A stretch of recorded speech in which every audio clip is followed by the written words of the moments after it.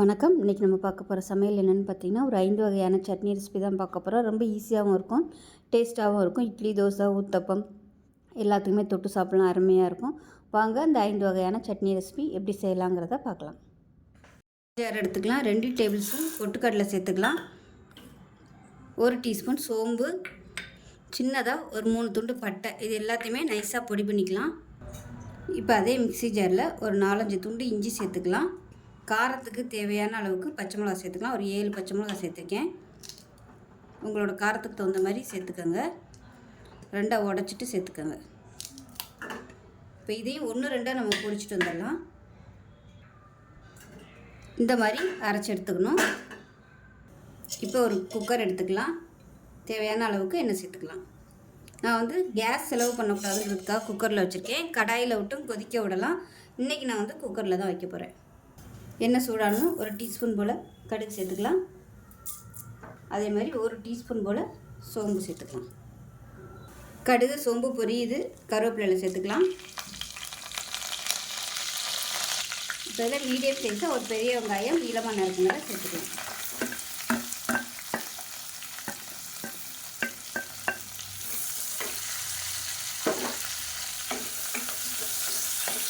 வெங்காயம் வதங்குறதுக்கு உப்பு சேர்த்துக்கலாம். வெங்காயம் இந்த அளவுக்கு வதங்கினா போதும். லைட்டாக அந்த வெங்காயத்தோட வாசனை இருக்கணும், ரொம்ப ப்ரௌனாக வதக்கக்கூடாது. நம்ம இடித்து வச்சுருக்க இஞ்சி பச்சை மிளகாயை சேர்த்துக்கலாம். இதையும் சேர்த்துட்டு நல்லா வதக்கி.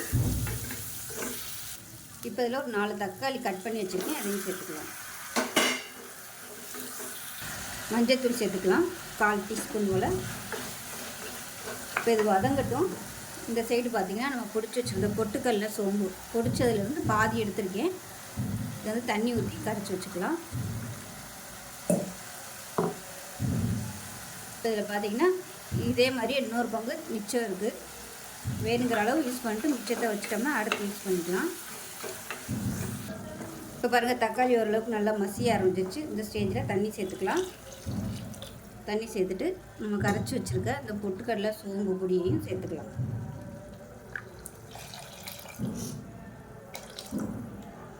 சேர்த்துட்டு கலந்து விட்டுக்கலாம். இது கூடவே கரம் மசாலா 1 டீஸ்பூன் போல் சேர்த்துக்கலாம். காரம் பச்சை மிளகா தான், அதனால் காரத்துக்கு தகுந்த மாதிரி கூடவோ குறைச்சோ சேர்த்துக்கோங்க. இந்த தண்ணியை டேஸ்ட் பண்ணி பார்த்துக்கோங்க. ஒருவேளை காரம் கம்மியாக இருந்துச்சுன்னா ஒரு 2 பச்சை மிளகாயை கிள்ளி இதோட சேர்த்துக்கோங்க. இப்போ குக்கரை மூடி வச்சிடலாம். மூடி வச்சுட்டு 2 விசில் விட்டுட்டு ஸ்டீம் போனதுக்கப்புறம் பார்க்கலாம். இப்போ விசில் விட்டு ஸ்டீம்லாம் நல்லா இறங்கிடுச்சு. எப்படி இருக்குன்னு பார்க்கலாம். பாருங்கள், நல்ல வாசனையான சூப்பரான ஒரு தக்காளி வச்சு குருமா ரெடி ஆயிடுச்சு. தேங்காய் இல்லாமல் நீங்கள் 15 நிமிஷம் கொதிக்க ஒரு இடத்துல இந்த மாதிரி குக்கரில் வச்சிங்கன்னா உங்களுக்கு 3 நிமிஷம் தான் ஆகும் விசில் வர்றதுக்கு. இந்த மாதிரி பண்ணும்போது கேஸ் நல்லாவே மிச்சமாகும். ஸோ இட்லி, தோசை, ஊத்தப்பம் எல்லாத்துக்குமே சூப்பராக இருக்கும். ஸோ இந்த வீடியோ பிடிச்சிச்சின்னா லைக் பண்ணுங்கள், கமெண்ட் பண்ணுங்கள், சேனலை சப்ஸ்கிரைப் பண்ணுங்கள், பக்கத்தில் பெல் பட்டனை ப்ரெஸ் பண்ணுங்கள். நன்றி. காய் எடுத்துக்கலாம். தேவையான அளவுக்கு எண்ணெய் சேர்த்துக்கலாம். எண்ணெய் நல்லா சூடாகிடுச்சு. ஒரு 10 சின்ன வெங்காயம் சேர்த்துக்கலாம்.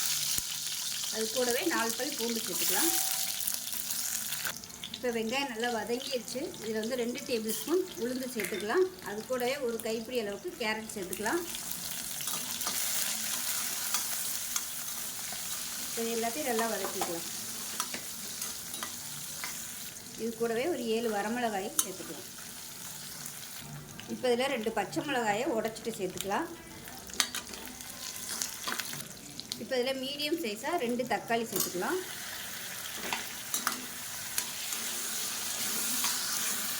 சட்னிக்கு தேவையான உப்பு சேர்த்துக்கலாம். இப்போ பாருங்கள், தக்காளி நல்லா வதங்கிடுச்சு. இதில் நல்லா ஒரு 2 டேபிள் ஸ்பூன் அளவுக்கு துருவன தேங்காய் சேர்த்துக்கலாம். அது கூடவே நல்லா ஒரு கைப்பிடி அளவுக்கு மல்லி இலை சேர்த்துக்கலாம். மல்லி இலை சேர்த்துட்டு ரொம்ப வதக்க வேணாம், லேசாக வதக்கினீங்கன்னா போதும். ரொம்ப வதக்கிட்டோம்னா அந்த ஃப்ளேவர் எல்லாமே போயிடும். அதனால் இலை லேசாக சுருங்குற அளவுக்கு வதக்குனா போதும். இப்போ பாருங்கள், நல்லா வதங்கிடுச்சு. அமர்த்திடலாம். ஆறுனதுக்கப்புறமா மிக்ஸி ஜாரில் சேர்த்து நல்லா நைஸாக அரைச்சிட்டு பார்க்கலாம். இப்போ பாருங்கள், சட்னி நல்லா நைஸாக அரைச்சாச்சு. ஒரு பவுலில் சேர்த்துக்கலாம். இப்போ மிக்ஸியை அலசிட்டு தண்ணி சேர்த்துக்கலாம். இப்போ நல்லா மிக்ஸ் பண்ணி விட்டுக்கலாம். மிக்ஸ் பண்ணிவிட்டு எப்பயும் போல் கடுகு, உளுந்து, கருவேப்பிலை, பெருங்காயம் போட்டு தாளிச்சிருக்கேன். அதை சேர்த்துக்கலாம் சட்னியில். அவ்வளோதான், சூப்பரான சட்னி ரெடி ஆயிடுச்சு. கேரட் மல்லி சட்னி டேஸ்ட் நல்லா அட்டகாசமாக இருக்கும். ஸோ எப்பயும் போல் ஒரே மாதிரி பண்ணாமல் இது மாதிரி அப்பப்போ டிஃப்ரெண்ட்டாக செஞ்சு பாருங்கள். ஸோ இந்த வீடியோ பிடிச்சிச்சின்னா லைக் பண்ணுங்கள், கமெண்ட் பண்ணுங்கள், சேனலை சப்ஸ்கிரைப் பண்ணுங்கள், பக்கத்தில் பெல் பட்டனை ப்ரெஸ் பண்ணுங்கள். நன்றி. ஒரு கடாயை எடுத்துக்கலாம். தேவையான அளவுக்கு எண்ணெய் சேர்த்துக்கலாம். இப்போ எண்ணெய் நல்லா சூடாயிருச்சு. ஒரு டீஸ்பூன் போல் கடுகு சேர்த்துக்கலாம். கடுகு வெடிக்க ஆரம்பிக்குது. 10 சின்ன வெங்காயம் சேர்த்துக்கலாம். ஒரு பல் பூண்டு சேர்த்துக்கலாம். காரத்துக்கு ஏற்ற மாதிரி வரமிளகா சேர்த்துக்கலாம். 10 வரமிளகா. இது கூடவே கொஞ்சமாக கருவேப்பிலை சேர்த்துக்கலாம். இப்போ இதில் 2 டேபிள் ஸ்பூன் உளுந்து சேர்த்துக்கலாம். இப்போ இதையும் சேர்த்து நல்லா வதக்கிக்கலாம். இப்போ சின்ன துண்டு புளி சேர்த்துக்கலாம். சேர்த்துட்டு மீடியம் சைஸாக ஒரு 3 தக்காளி சேர்த்துக்கலாம். தக்காளி வதங்குறதுக்கு உப்பு சேர்த்துக்கலாம். இப்போ ஒரு கைப்பிடி அளவுக்கு புதினா இலை சேர்த்துக்கலாம். இப்போ புதினா சேர்த்து வதக்கியாச்சு. ஒரு 3 டேபிள் ஸ்பூன் அளவுக்கு துருவன தேங்காய் சேர்த்துக்கலாம். இது கூடவே ஒரு கைப்பிடி கொத்தமல்லி இலையும் சேர்த்துக்கலாம். இப்போ நல்லா வதக்கியாச்சு. அமர்த்திடலாம். அமர்த்திட்டு ஆற விட்டுட்டு நல்லா நைஸாக அரைச்சிக்கலாம். இப்போ பாருங்கள், சட்னி நல்லா அரைச்சாச்சு. ரொம்ப நைஸாக அரைக்கணும்னா கொஞ்சம் லைட்டாக நெருன்னு இருக்க மாதிரி அரைச்சிக்கோங்க. அப்போ தான் நல்லாயிருக்கும். இப்போ எப்பயும் போல் கடுகு, கருவேப்பிலை, வரமிளகா, பெருங்காயம் போட்டு தாளிச்சு கொட்டிக்கலாம். அவ்வளோதான், ஒரு சூப்பரான கார சட்னி ரெடி ஆயிடுச்சு. இட்லி, தோசை, ஊத்தப்பம் எல்லாத்தையுமே சூப்பராக இருக்கும். செஞ்சு பாருங்கள். செஞ்சு பார்த்துட்டு எப்படி இருந்துச்சுங்கிறத சொல்லுங்கள். வீடியோ பிடிச்சுன்னா லைக் பண்ணுங்கள், கமெண்ட் பண்ணுங்கள், சேனலை சப்ஸ்கிரைப் பண்ணுங்கள், பக்கத்தில் பெல் பட்டனையும் ப்ரெஸ் பண்ணுங்கள். நன்றி. ஒரு 2 டீஸ்பூன் போல் எண்ணெய் விட்டுக்கலாம். எண்ணெய் நல்லா சூடாயிருச்சு. 1 டேபிள் ஸ்பூன் வர கொத்தமல்லி சேர்த்துக்கலாம். 2 டேபிள் ஸ்பூன் உளுந்து சேர்த்துக்கலாம். 1 டேபிள் ஸ்பூன் கடலைப்பருப்பு சேர்த்துக்கலாம். இப்போ இதை கருக விட்டுறாமல் மீடியமான ஃப்ளேமில் வறுத்துக்கலாம். இது கூடவே 5 துண்டு இஞ்சி சேர்த்துக்கலாம். இப்போ அதில் காரத்துக்கு ஏற்ற மாதிரி 10லேருந்து ஒரு 12 வரமிளகா சேர்த்துக்கலாம்.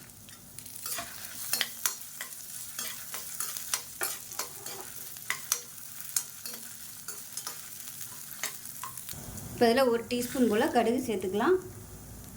1 டீஸ்பூன் போல் சீரகம் சேர்த்துக்கலாம். இப்போ பாருங்கள், இது எல்லாமே நல்லா வறுபட்டுருச்சு. இது அப்படியே வேறு பிளேட்டுக்கு மாற்றிக்கலாம். இப்போ அதில் 1 டீஸ்பூன் போல் எண்ணெய் சேர்த்துக்கலாம். இப்போ இதில் ஒரு கைப்பிடி அளவுக்கு கருவேப்பிலை இலை சேர்த்துக்கலாம்.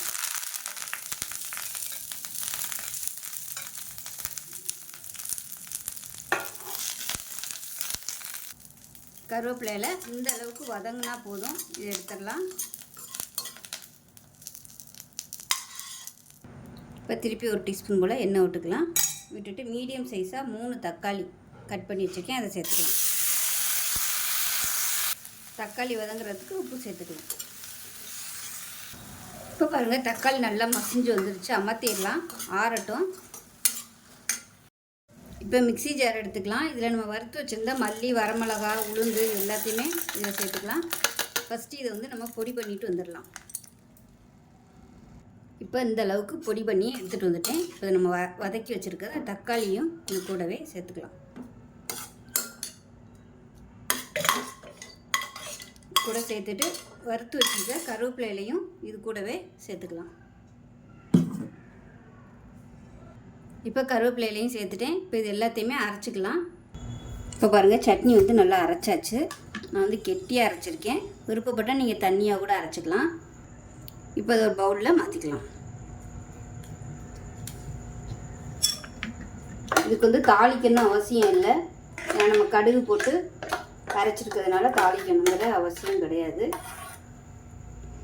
கெட்டியாக வச்சுக்கிட்டிங்கன்னா துவையலாக யூஸ் பண்ணலாம். வெளியில் இந்த மாதிரி எங்கேயாவது போகிற மாதிரி இருந்துச்சுன்னா அந்த சட்னி தண்ணி ஊற்றாமல் அரைச்சி வச்சுக்கோங்க. கடுகு சேர்த்துக்கிறதுனால அது வந்து ப்ரிசர்வேட்டிவ் மாதிரி இருக்கும், சீக்கிரம் கெட்டு போகாது. இப்போ மிக்ஸி அலசிட்டு தண்ணி சேர்த்துக்கலாம். அவ்வளோதான், சூப்பரான தக்காளி சட்னி ரெடி ஆயிடுச்சு. இட்லி, தோசை, ஊத்தப்பம் எல்லாத்துக்குமே அருமையாக இருக்கும். செஞ்சு பாருங்கள். செஞ்சு பார்த்துட்டு எப்படி வந்துச்சுங்கிறத சொல்லுங்கள். வீடியோ பிடிச்சிச்சுன்னா லைக் பண்ணுங்கள், கமெண்ட் பண்ணுங்கள், சேனலை சப்ஸ்கிரைப் பண்ணுங்கள், பக்கத்தில் பெல் பட்டனை ப்ரெஸ் பண்ணுங்கள். நன்றி. இப்போ ஒரு மிக்ஸி ஜார் எடுத்துக்கலாம். இதில் பார்த்தீங்கன்னா 1 டேபிள் ஸ்பூன் அளவுக்கு சோம்பு சேர்த்துக்கலாம். ஃபஸ்ட்டு இதை வந்து நல்லா நைஸாக பொடிச்சிட்டு வந்துட்டு பார்க்கலாம். இப்போ பாருங்கள், இந்தளவுக்கு நல்லா பொடிச்சிட்டு வந்தாச்சு. இப்போ இதில் ஒரு 4 பல் பூண்டு, பெரிய பல்லாக 4 பல் பூண்டு எடுத்துருக்கேன். இப்போ இதையும் சேர்த்து நல்லா நைஸாக அரைச்சிக்கலாம். இப்போ பாருங்கள், நல்லா அரைச்சாச்சு, தனியாக இருக்கட்டும். இப்போ ஒரு மிக்ஸி ஜார் எடுத்திருக்கேன். இதில் பார்த்தீங்கன்னா சின்ன தக்காளியாக பார்த்துக்கோங்க. இந்த சைஸுக்கு ஒரு 6 தக்காளி எடுத்திருக்கேன், 4 கட் பண்ணி வச்சுருக்கேன். இப்போ இதை சேர்த்துக்கலாம். சேர்த்துட்டு இதை நல்லா நைஸாக அரைச்சிக்கலாம். பேன் எடுத்துக்கலாம். தேவையான அளவுக்கு எண்ணெய் சேர்த்துக்கோங்க. எண்ணெய் கூட இருந்தால் தான் இந்த சட்னி நல்லாயிருக்கும். இப்போ எண்ணெய் நல்லா சூடாகிடுச்சு. 1 டீஸ்பூன் போல் கடுகு சேர்த்துக்கலாம். கடுகு நல்லா பொரிய ஆரம்பிக்கவும் கருவேப்பிலை சேர்த்துக்கலாம். இப்போ இதில் நம்ம அரைச்சி வச்சுருக்க பூண்டு சோம்பு பேஸ்ட்டை சேர்த்துக்கலாம். சேர்த்துட்டு நல்லா பொரிய விட்டுக்கலாம்.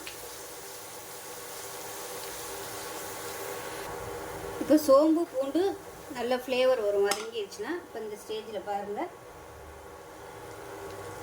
சோம்பு பூண்டு நல்லா வதங்கி நல்ல ஒரு ஃப்ளேவர் கிடைக்கும். இப்போ காரத்துக்கு ஏற்ற மாதிரி மிளகாத்தூள் சேர்த்துக்கலாம். நான் வந்து நல்லா ஒரு 2 டேபிள் ஸ்பூன் அளவுக்கு மிளகாத்தூள் சேர்த்துக்கிறேன். உங்களோட காரத்தை பொறுத்து நீங்கள் சேர்த்துக்கோங்க. மீடியமான ஃப்ளேமில் மிளகாத்தூளை லேசாக வதக்கி விட்டுக்கலாம். ஹை ஃப்ளேமில் இருந்துச்சுன்னா சட்டுன்னு கறியிரும். இப்போ இந்த ஸ்டேஜில் அரைச்சி வச்சுருக்க தக்காளி பேஸ்ட்டையும் சேர்த்துக்கலாம். சேர்த்துட்டு உடனே கலந்து விட்டுருங்க.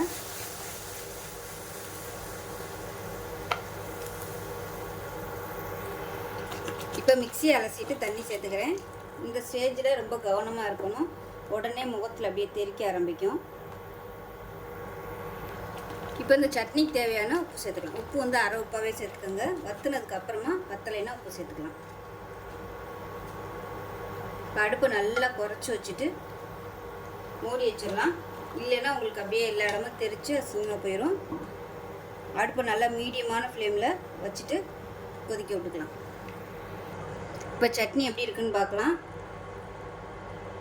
பாருங்கள், நல்லா கொதிச்சு லைட்டாக எண்ணெயெல்லாம் வர ஆரம்பிச்சிருச்சு. நான் வந்து இந்த ஸ்டேஜோடு நான் அமர்த்திக்கிறேன். உங்களுக்கு வந்து நல்லா 1 வாரத்துக்கு நீங்கள் வச்சு சாப்பிட்ணுன்னு நினச்சிங்கன்னா நல்லா வற்ற விட்டிங்கன்னா போதும். உங்களுக்கு நல்லா அப்படியே கெட்டியாக வந்துருச்சுன்னா நல்லா 1 வாரத்துக்கு வெளியில் வச்சுருந்தாலும் கெட்டு போகாது, நல்லாயிருக்கும். நான் வந்து இந்த ஸ்டேஜோடு அமர்த்திக்கிறேன். சூப்பராக இருக்கும். ரொம்ப சிம்பிளான பொருட்களை வச்சு ஒரு அருமையான சட்னி ரெடி பண்ணியாச்சு. இட்லி, தோசை, ஊத்தப்பம் எல்லாத்தையுமே சூப்பராக இருக்கும். செஞ்சு பாருங்கள். செஞ்சு பார்த்துட்டு எப்படி வந்துச்சுங்கிறத சொல்லுங்கள். வீடியோ பிடிச்சிச்சின்னா லைக் பண்ணுங்கள், கமெண்ட் பண்ணுங்கள், சேனலை சப்ஸ்கிரைப் பண்ணுங்கள், பக்கத்தில் பெல் பட்டனை ப்ரெஸ் பண்ணுங்கள். நன்றி.